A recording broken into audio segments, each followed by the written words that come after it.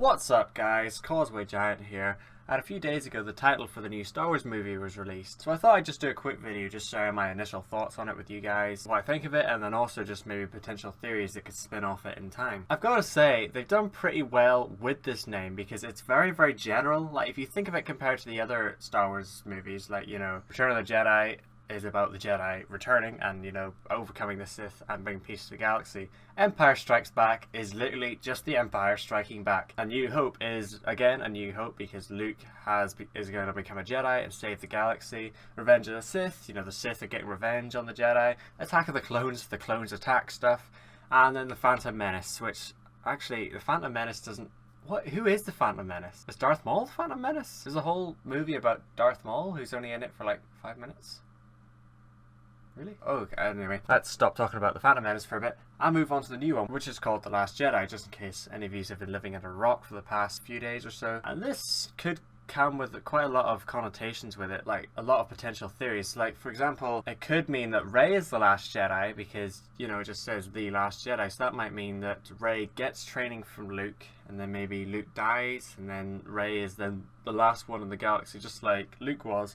And then she is the one that has to kind of overthrow the First Order and Kylo Ren and bring peace to the galaxy, because that would really, really mirror in with the original trilogy, with, you know, the other Jedis, Obi-Wan and Yoda dying, and then Luke being the last one, and then overthrowing Darth Vader and bring peace to the galaxy, because, you know, like George Lucas always goes on about it being poetry and rhyming and all that stuff. I'm sure you've heard that quote. But that's one potential thing, and I also thought that maybe it could mean that Luke is the last Jedi, and that maybe Rey turns evil, because if you think about it, I think she's a Skywalker. I mean, I know I did that theory about Boba Fett, but I mean, I would actually be very surprised. I'd be very happy that it was Boba Fett, but I mean, I think we got to face facts. It's going to be Luke, probably. So if she is a Skywalker, that means that she is a descendant of Anakin, which would explain why she is so good at everything. I mean, literally, she can do anything first try. Doesn't matter what it is, no matter if it's flying a Millennium Falcon through some really intricate turns in a Star Destroyer whilst being followed by a bunch of elite TIE fighter pilots. Not even just normal ones, but elite ones. These are supposed to be like the best in the galaxy. And then they got beat by a girl who's probably never flown a ship in her life. So, you know, the Empire still suck. I mean, the First Order, they're pretty much the same thing though. What could potentially happen is that because of the amount of midichlorians, sorry to bring them up, but the amount of midichlorians that are in Rey, because clearly she has a lot because she can do anything, which is quite similar to Anakin. And if you think, having all that power, potentially, if somebody can warp that, like the Emperor did with Darth Vader, you know, saying Padme's gonna die, and that being about it, just saying, right, Padme's gonna die, so you have to turn all evil and kill Jedi children, which he does. So it does show that people with this amount of power can be warped. Like, obviously, Anakin becomes Darth Vader and is one of the most powerful Sith in the galaxy. Well, at least he was until he got all of his arms and limbs cut off by Obi-Wan, but that's besides the point. Rey has a similar amount of potential to Anakin, if not more. I mean, like, it's insane how good she is at everything. Like, she beats Kylo Ren after never even holding a lightsaber before. She probably didn't even know what it was before it just appeared in her hands. She was like, oh, okay, it's like a glow stick.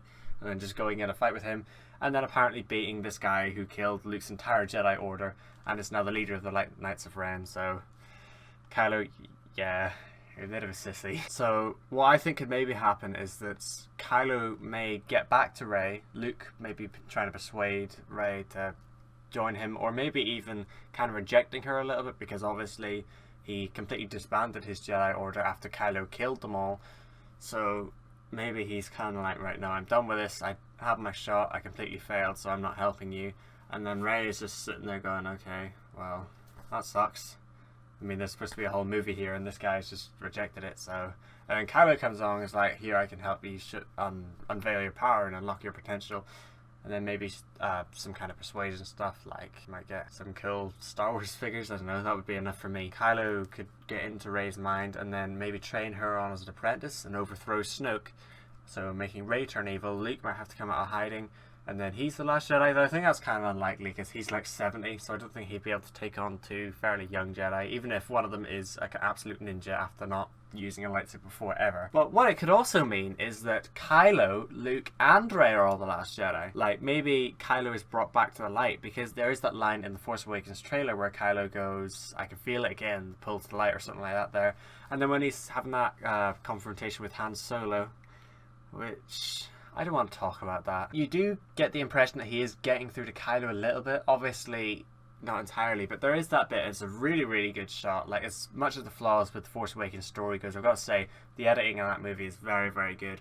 Like, when Han Solo is talking to Kylo about that, you can see that there is still quite a lot of light in the room, implying that Kylo does still have this light inside him that could potentially be drawn out by somebody.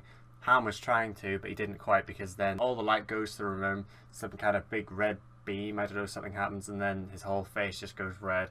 And then you know that the dark side has overthrown the light on that particular instant. But I think that Kylo isn't a proper Sith yet, because he is still only a Padawan.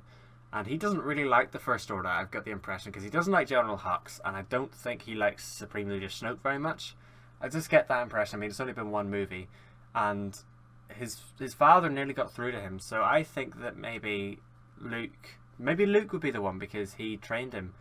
So maybe Luke can get through to Kylo again, and then Kylo is brought back to the light. Because I don't buy that he's all evil. I mean, I know that he was kind of part of destroying the entire New Republic, which sucked, by the way. I was really excited to seeing how the New Republic developed. Like, after Return of the Jedi, I was like, oh, yes, the rebels are in control of the galaxy. Oh my goodness, it's amazing. I cannot wait to see what they do with it. And then straight away, they just get blown up, all of them. There's no reason to feel sorry for them all. It's the first time you ever see them, and it's just them all getting blown up. But yeah, I never bought that he was fully evil, so I think that Kylo could still potentially be brought back. And if you think about that, there's certain connotations that these titles have.